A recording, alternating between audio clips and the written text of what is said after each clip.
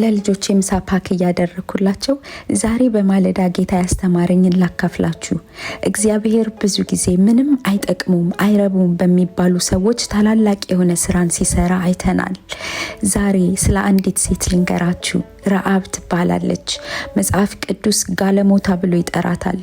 ኢያሱ የላካቸው ሰላዮችን በቤቷ ገብተው አደሩ።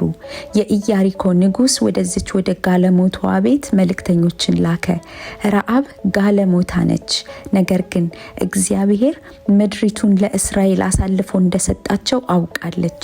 አምላካችሁ እግዚአብሔር በላይ በሰማይ በታችን በምድር እርሱ አምላክ ነውና ብላም ተናግራለች። ጋለሞታዋ ረአብ ይህንን ጥበብ ተገልጦላት ነበርና ራሷንና ቤተሰቧን አዳነች። ኃጢአተኛዋ ሴት በክርስቶስ ኢየሱስ እግር ስር ተገኝታለች። ምንም ያህል ኃጢአታችሁ ቢበዛ፣ በደለኞች ብትሆኑ፣ የቱንም ያህል ቆሻሾች ብትሆኑ፣ የእግዚአብሔር ፍቅር ግን ምሕረቱና ቸርነቱ ታላቅ ነው። ጸጋውን ያለ ገደብ በልጁ በክርስቶስ ስራ ገልጦታል።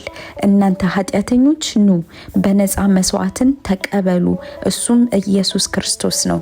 ተባረኩልኝ። ወዳችኋለሁ። ባይ